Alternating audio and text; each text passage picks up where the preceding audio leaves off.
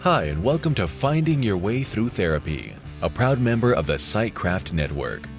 The goal of this podcast is to demystify therapy, what can happen in therapy, and the wide array of conversations you can have in and about therapy.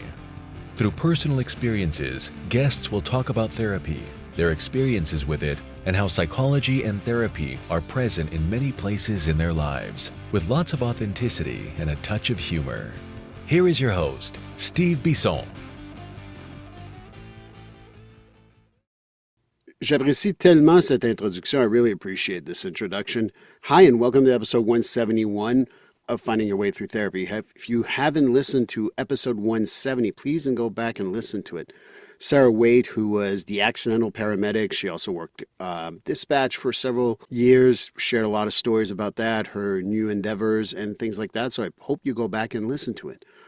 But episode 171 will be about me. I'm not always good to talk about me. I do have some solo episodes, but a lot of things have come up lately where why did I start working with first responders? I'm going to start off by just saying that the first thing is I'm actually a child and family specialist. So when I went for my master's degree in counseling psychology, you can have some subspecialties. One of them is cognitive behavioral therapy, which I'm very happy I've done. But the other one was children and family. Because this is being recorded, some people know exactly my feeling, but I didn't really enjoy working in the environment with children, and it had nothing to do with the children. You want to know the insight behind that? Please write me a DM or write me a message. Just click on the button in the show notes and I'll share with you. So that's actually my specialty, but I've worked with first responders really since probably when I first moved here in 1999. And I will continue sharing a little bit of my journey with first responders after this brief message from free.ai.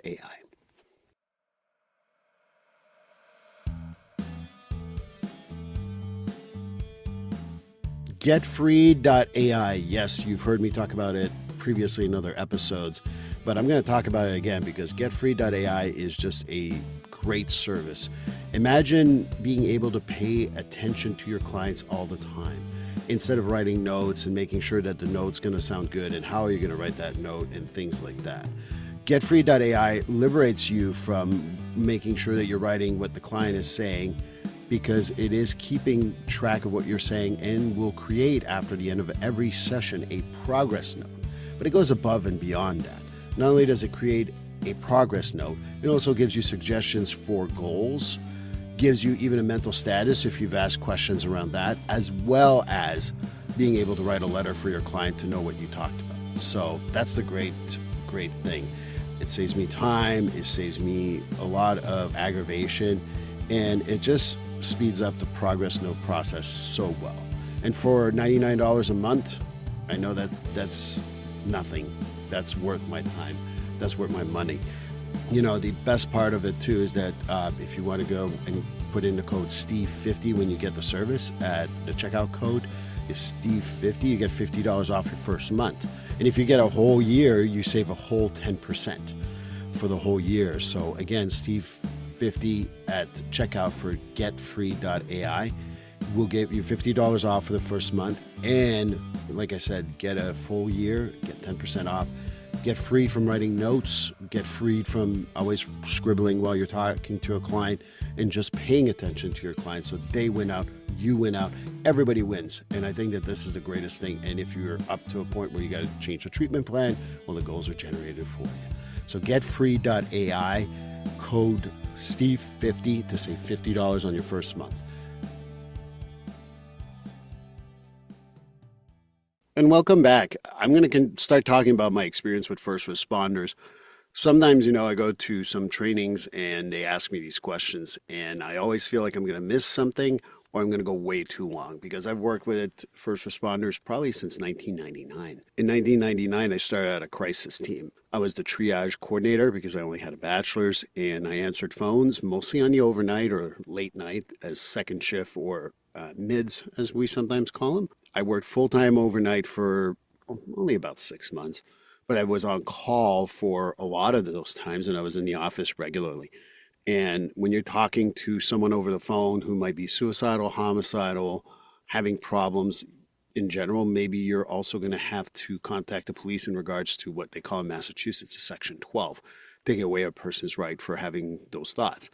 Not those thoughts, but wanting to necessarily have them in place, so to speak, right? So we're not trusting that the person will be safe. And there are 12As. I can go on and on about Section 12s, but hey, I'm not here for a CIT training. I'm just letting you know what it is.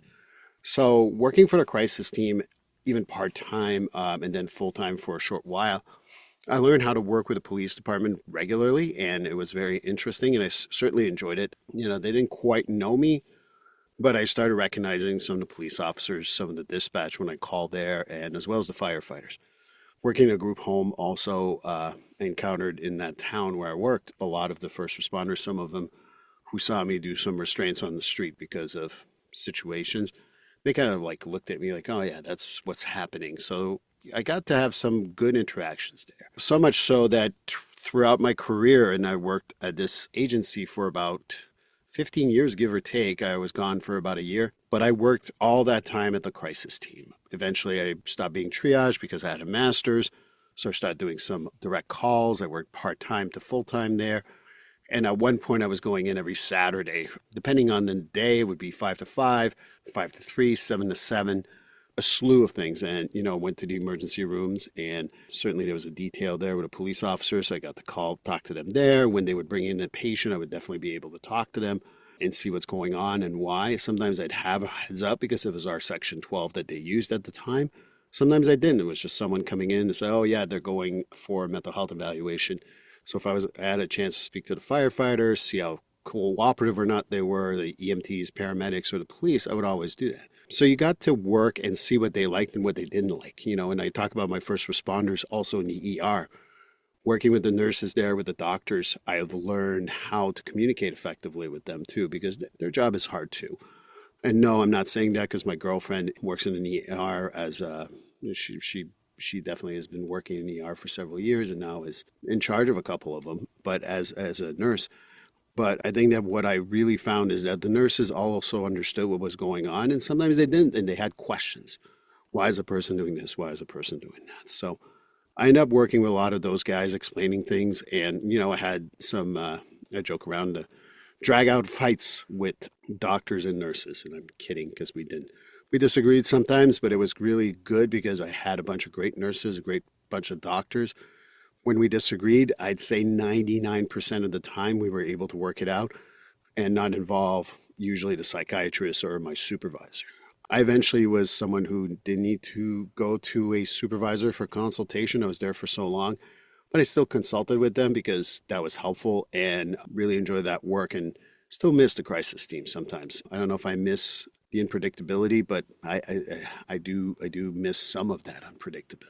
When I got my master's, I finished my master's in 2003 in December. I was working for the crisis team a little bit, still with a it was a housing situation where people in the community with a mental health or substance abuse issue or both. So I had that job. I was a supervisor at the time, so that was my full-time job. And I worked at the crisis team, but I also eventually got offered a job going to the county jail in Worcester, Massachusetts, and where I'd be mental health. And that's where I learned that my name is mental health. It is not Steve. So they kept like, hey, mental health. And that was both the inmates and the correctional officers. And during that time at Worcester County, I really learned a whole lot about that because, you know, one of the things that first responders, you know, people in the community don't understand, and sometimes other first responders don't understand, is that, yeah, you arrest someone, you put them in jail or what have you. Well, people who work in the county jails and the Department of Correction, they have to deal with those guys 24/7. You know, they're sure they have a shift for 8 hours, but that's where they go, right? And even the longest shift ever as a police officer, you kind of deal with more than one person. Where in jail, you deal with them on a regular basis, and some of them have very severe mental health issues. Some of them don't and are very good at faking it. So that plays a factor. And you learn to interact with the correctional officers. I can share a couple of stories if you want to, again, write to me. I don't want to share too many, but you know, when there was a suicide watch, someone was suicidal, I'd have to go evaluate that. People came in, we did a suicide evaluation so to make sure they aren't suicidal when they're coming in. And everywhere in between, you know, if there was a crisis somewhere, we were called. So if someone had attempted to assault officers. We had to make sure to do a mental status exam, make sure they're okay. And it was both hurry up and wait, because if there was was movement or they were locked in for lunch or something else, yeah, you can evaluate them, you can talk to them. But when there was stuff to do, then you had a lot. So it was a very fast pace as well as a slow pace in writing your notes and making sure you make sure that you write the note properly so that it covers you. Again, a few stories that I don't want to share on a podcast because it's recorded and people might recognize themselves.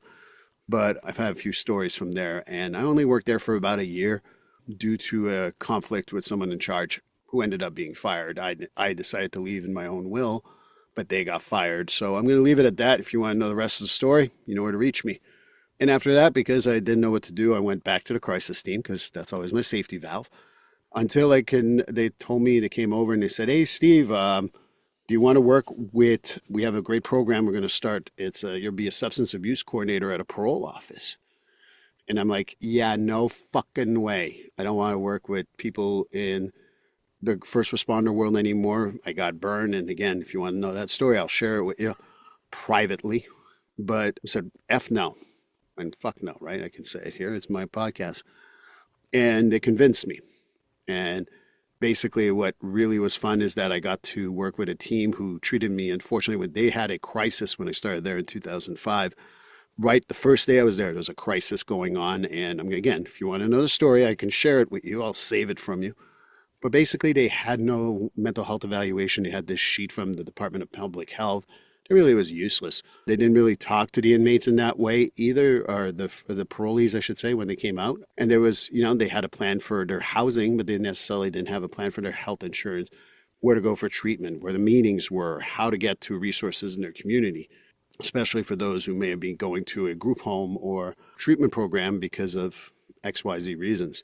So I started a evaluation that to this day, I think a lot of the elements are still used, and it was a vast improvement on the Department of Public Health's, I don't even know what to call it, check boxes, because literally it was check boxes, to having to talk to someone. And, I got to play good cop. Sometimes I got to play bad cop. And that's where I really learned that balance between public safety and public health. Some people still struggled with me at times with parole and the jail too. They always say, the public health people, they always want to save them. They want to hug them and all that. Anyone who knows me slightly knows I'm not that guy. And that's where parole I was able to fall into myself, because people were so nice to me and they really let me develop my own thing. Got to work with a fabulous team on Region 9. And again, if you want some stories from there, I can share them. But we help people stay in the community. We got people treatment. And sometimes, unfortunately, because of situations, we had to lock them back up in jail. But yeah, I really learned how to work with a complex system, because parole officers in Massachusetts have special powers. They're special state police.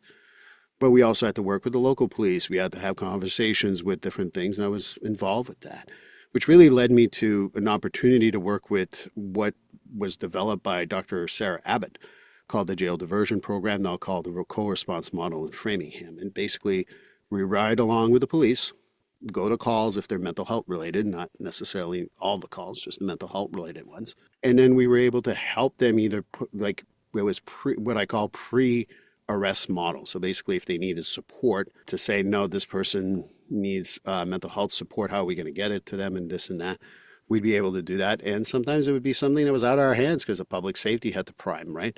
So I learned to live on an island, and anyone who knows me knows that I've talked about this. If you want to work in this field with first responders, particularly law enforcement, you got to learn how to live in an island, because sometimes you're going to piss off the public health people and sometimes you're going to piss off the public safety people. Had to do that a couple of times. People who are a danger to the community, I had to, put public safety before public health, and it brought some conflicts with some people, and I still stand behind those decisions. And I was right. I don't remember being wrong. And of course, maybe it's my own brain.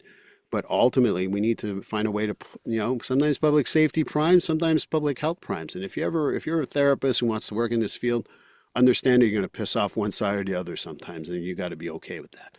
Because I pissed off my bosses at my nonprofit organization. And sometimes I pissed off some of the officers, sergeants, and other people at the police department. But this opportunity was really good because I got to ride along, got to get know the guys. And some of these guys literally would say, hey, come with me. And one of them was super nice. And, shout out to John, I'm going to save his last name, who was always there for me, always took me for rides, but other people took me for rides as sergeants who did that. And sometimes we went to calls, on Route 9, and Route 9 is a fairly big artery in Framingham and, dangerous and stuff like that. I was never in danger, for the record. The police made sure I wasn't. And obviously, I was the same way. If I felt uncomfortable, the police would be like, yeah, don't come. So it was really helpful to have this supportive environment. There was there a 5%. You've heard me on this podcast, and anyone who knows me knows I talk about the 5%. Was there 5% that were assholes and really didn't want me there and called me the Hug a Thug program and this is a joke or what have you? Yeah. Yet today, the co-response model is available in so many towns and cities across Massachusetts, as well as for me, I'm continuing that great tradition. And, I have a friend who still works there who's amazing, and they do fantastic work. And the Jail Diversion Program / co-response model has really saved some lives. But at the end of the day, at one point in time, I had to change something in my life. And what happened was I moved to Vermont. So I wasn't working for that company anymore. When I moved to Vermont, again, it was for a nonprofit at a hospital. And, there's a lot of stories I can share about that too, especially with my quote, urban clients. And if you ever want that story, I can share it with you privately. And the reason why I'm giving you a lot of this stuff very vaguely, I think that there's so many great stories, but I don't want to get lost in the story and not tell you everything. Ended up doing substance abuse there too, and that's 2 different licensures in Vermont, so I ended up getting both. So I was going to help one of the therapists who already went to the county courthouse, and I also helped other people in the community. I ended up working with federal probation a few times. We had the National Guard there in particular. That was, sometimes they would send me those individuals because of my vast experience. And never forget my veterans. I never forget my current active duty for people who are in the Navy, Air Force, Marines, Coast Guard. And I forgot one: Marines, Army, Navy, Air Force. If I forgot someone, you yell at me. But at the end of the day, in the National Guard, and I ended up working with a lot of them too. And those are first responders too, because when you're going to a disaster zone, you are a first responder. You go to a war, I think there is some first response that goes there too. So I think I got to know a little bit about that, and a rural environment, which was very difficult. When you don't have transportation to go to AA or treatment, it changes the ballgame in the rural area. When you're in suburbia or urban environments, which is mostly what I worked with throughout my career, definitely changed things. But ultimately, knowing a few sheriff department people, having some people who helped you from federal probation, and a shout out to the local police I worked with in Morrisville, who had helped me on a few occasions too. So giving those shout outs to them in Vermont. But I ended up being only there for a year. We were trying to sell our house in 2008, try to figure out what happened. After the crash, we weren't able to sell. So we came back and went back to the jail. And it was Worcester County, so it was the same thing. But I also, during that time, ended up working with 2 very important things. I got a CISM training, which is the Critical Incident Stress Management and Debriefing process. And that was very, very important for me to know, that I still use to this day. And I was working with first responders after a critical incident, sometimes a few days later, sometimes almost the day of. And, we were, in the last, 12, more than that, 14 years now, we've refined the process, not me, but the CISM teams across the great country that we have. And I really appreciate the changes that have occurred. But yeah, I really enjoy the CISM stuff. And again, working with first responders, you get to know them. You get to know what makes them click and not. So went back a little bit to, like I said, Worcester County Jail for a short while, and then we did so well in Framingham when I was there, the city of Worcester, Massachusetts. The parole office didn't have anyone who bid for the contract. So parole asked me to do it and asked my agency to do it. And my agency was able to negotiate, and I ended up there for another 3 years or so. And I really enjoyed that work. I was, doing a little bit of outpatient work at that point. I was also doing a lot of crisis work because, I was having a second child, needed to pay the bills. So I was doing a lot of overtime. And I really enjoyed doing that work because, again, got the environment of parole in Worcester. Worcester is much more collaborative. I ended up working on the opiate overdose prevention team, which was, when we first started thinking about putting Narcan in vehicles, for the police department and the fire department. So if you are a first responder and remember those times, shout out and remember how hard it was and how it was resisting. They were resisting getting that in. So I was on that committee for several years, and we ended up having it in, in Worcester, obviously. We talked about neighborhood towns too, but nowadays, who doesn't carry Narcan? So got Narcan trained, got to talk to police who were resistant, not so resistant, and everywhere in between, which was really cool. And during that time too, I ended up working while I was doing the parole stuff. I ended up in about 2013 working in the probation department, the Worcester Superior Probation Department, with in conjunction with the Department of Correction. And we did a collaboration again to do again reentry type stuff, and end up we would go to the jails. I'd get to see the DOC people. And then we'd interview the inmate. We'd have to work collaboratively with everyone in order to get them back in the community and make sure they had a safe environment. And of course, most of them had a mental health or substance abuse issue. So that's how they got referred to us. And it was kind of cool to be able to do that for a long time. And I really enjoy that work. And what I was thinking about too is this is one I forget all the time. I don't remember the years, but during my time I came back from Vermont, I had worked with the drug court in Air, a good friend of mine, the late great Karen Raymond. Miss you, Karen. All right. Had asked me to help with the drug court, but I did some CISMs there too. And then I ended up working with the drug court there. And then Newton, Massachusetts said, hey, we want to start a drug court. So I ended up consulting and helping them open their drug court in Newton. They weren't quite on model when I met them, and they got to the model really quickly. And while I was in Worcester doing all those great things, I ended up being contacted by a judge who said to me, hey, we really need this drug court here. I think that's now called the recovery court for the record. I'm not trying to play down the name. I'm just telling you what they used to call it and what they call it now. And ended up getting Worcester almost going. And then we hit a snag. And for about a year, I was pushing. I was actually no longer working with my agency that I was at the time. And we ended up opening the Worcester, at the time, drug court, now recovery court. And was able to see a few graduates there too and really work with the team and show them how the 12-step model of the drug court / recovery courts work. So really enjoy that. Karen, miss you, and you really helped me with that. So I work with them too. And again, when you work at the drug court, you meet the court officers, you meet the judges, and they're all type of first responders because they do have to deal with these things. And it was really cool to be in that environment of collaboration. And sometimes I turned out to be the jerk because they would make referrals that were not sensical, and I'd have to say no. They try to do certain things. I'm like, that's not the model, and so on and so forth. So sometimes I wasn't the most popular person in the room, but I had a lot of respect. And if you know a little bit about the recovery courts, we work with the police, we work with fire, we work with probation, we work with the judge, we work with the DA, we work with the prosecution and the defendants, and the public defendants, I should say. And it was really, really fun to get all those and then meet treaters in the community and make sure they get, the heads up that this is happening. So it was really, really fun. And I ended up doing that for a couple of years. When I wasn't working for that agency anymore. So basically I worked about 2 years, not every day, obviously, but regularly and every Thursday for that drug court. So I'm very proud of that work. And again, working with all those levels of district attorney's office, you learn that this is a different part of first responders in some ways. They kind of clean up afterwards, but you need to have some first responders experience. So that was really fun. And the individual stuff that I've done for therapy, I've been a therapist since 2004, essentially. And because of my experience, I've done a whole lot of first responders. And right now, I didn't do my stats. Last time I checked, my stat was 49% of my clients were first responders. And I wouldn't want it any other way because, I do EMDR, eye movement desensitization and reprocessing.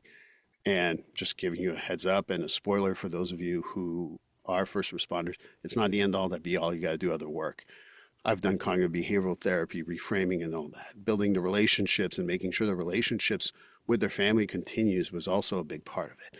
I started a group in 2018 and went on till 2020, and something happened in 2020 that really made my group stop, if you can figure out that one. But it was really cool, and I restarted the group this year, and we're so well, it's going to go to 2 days a week and at different times and spaced enough so that the firefighters who are on one off will be able to attend, as well as the police officers who may not be able to do it because they're a second shift or first shift and vice versa. They'll be able to attend at least one of them.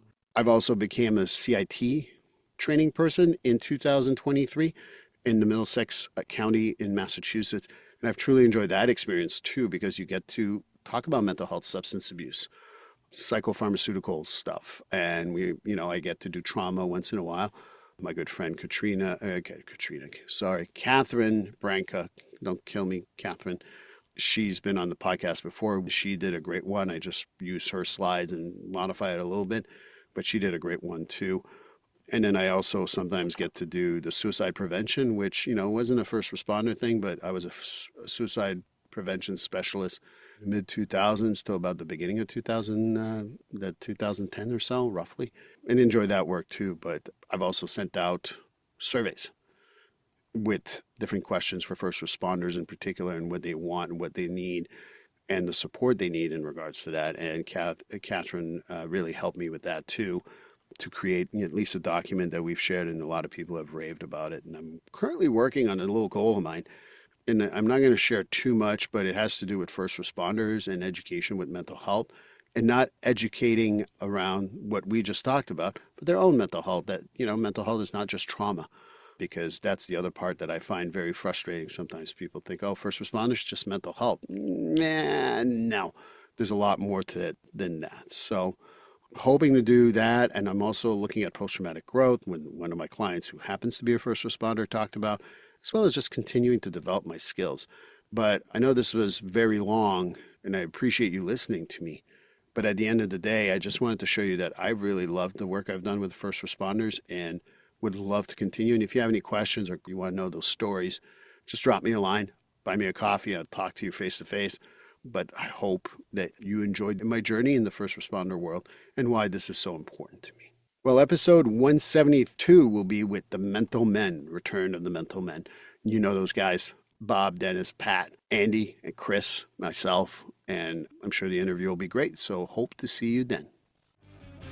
Please like, subscribe, and follow this podcast on your favorite platform. A glowing review is always helpful. And as a reminder, this podcast is for informational, educational, and entertainment purposes only. If you're struggling with a mental health or substance abuse issue, please reach out to a professional counselor for consultation. If you are in a mental health crisis, call 988 for assistance. This number is available in the United States and Canada.